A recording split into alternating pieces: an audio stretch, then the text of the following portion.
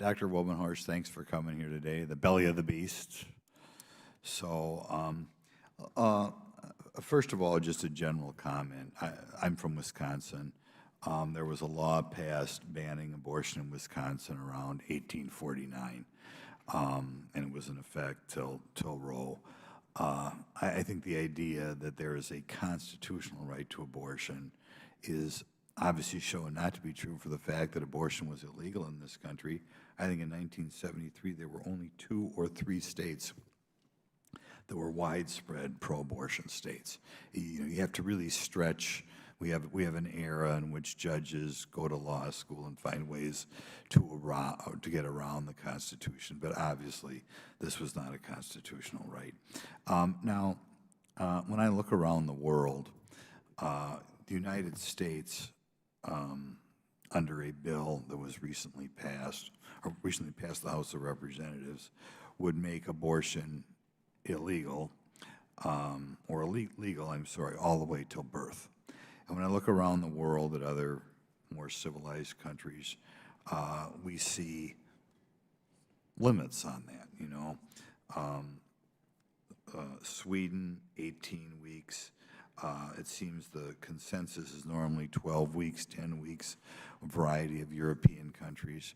I believe there are still many, what used to be referred to as third world countries, in which abortion is still legal, and I've heard complaints from representatives of those countries that the heavy-handed United States of America is trying to throw around their weight and force them to change their laws against their will, kind of the ultimate of the ugly American.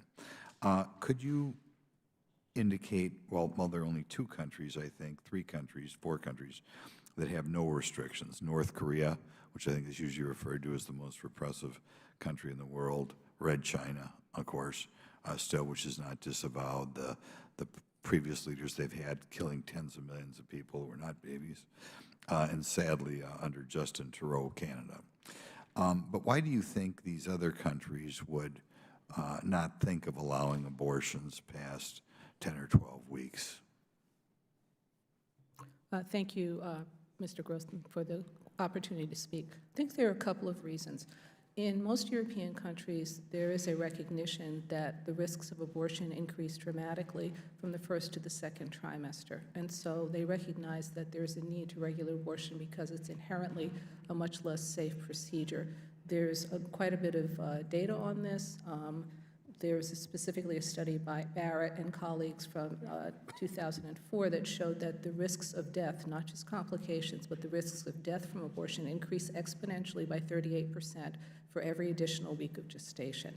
That's number one. Number two, in some countries that have slightly later, and I'm thinking in particular of the Scandinavian countries, that have slightly later restrictions on abortion, one of their rationales is that they do not want to be allowing abortion anywhere near viability. And the reason for that is actually quite interesting. It's because the standards for viability is constantly being pushed back, currently around 21 weeks.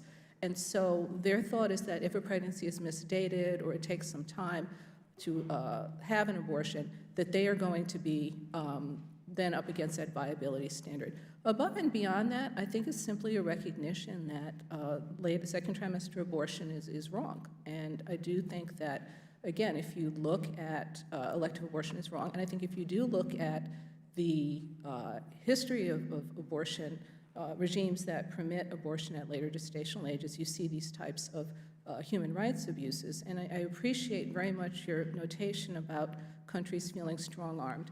This was a constant issue, especially in sub-Saharan Africa, especially in some countries in Asia, because in those countries, the culture is very much pro-life. They do not want abortion.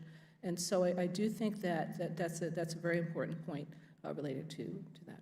It will forever be a shame of America that we use our great reputation to muscle countries in Africa and Latin America to become pro-abortion. What percentage of OBGYNs perform abortions do you think about? I know they have a hard time sometimes finding doctors to do this in abortion clinics. No, I think there's very good data, and I alluded to some of it earlier. It's interesting that the percent of OBGYNs willing to do abortions has declined dramatically from about 46% in the mid-1980s. Currently, among private practice OBGYNs, it's about 7% and about 20 to 23% for all practitioners. 7%. Well, why did the other 93% not perform abortions? Because I think inherently people feel that abortion is morally wrong, and they won't perform it. They'll refer for it, but they won't perform it. Okay. As an obstetrician, you're taught that the mother and the fetus are two separate patients, correct?